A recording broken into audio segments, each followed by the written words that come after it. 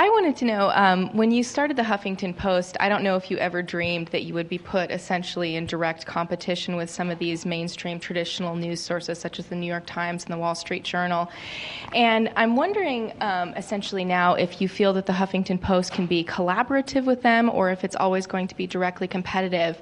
And also essentially if what you would do if you were at the helm of one of these traditional online news media sources, what you would do to compete with the Huffington Post and to distinguish themselves from that. You're Pinch Salzburger. What do you do? Well, first of all... Because I imagine you don't want to be Rupert. So. Well, you know, I don't see it as like, we don't wake up every day at the Huffington Post and think of us as competing.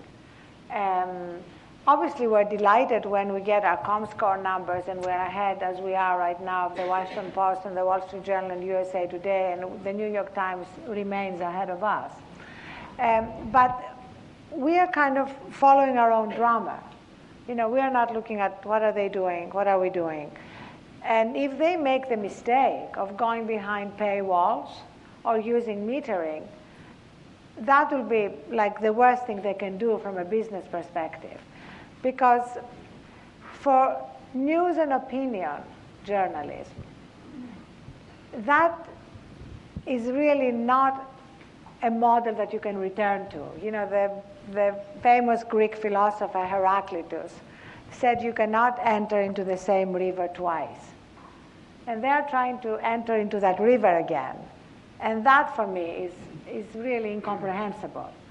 So if they do that, I think they will be making a big mistake, and it will make it easier for online media like the Huffington Post to get further ahead, because right now, unless you have very specialized content, like very specialized financial content that helps people invest or make decisions like that, we're living in the linked economy.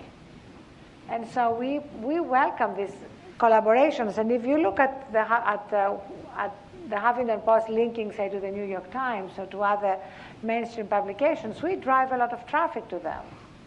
And that's traffic that they can monetize. In the same way, when we link to MSNBC, you know, and we have their embeddable player on the site, and they can sell advertising on their embeddable player, you know, they can monetize their traffic, you know.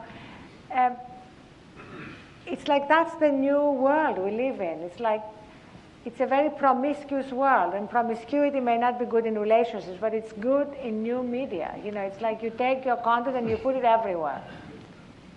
Not long ago, the New York Times did put its star columnists like Tom Friedman and Maureen Dowd and Paul Krugman behind the paid wall, Time Select, and they learned that nobody came. Right, and the columnists hated it.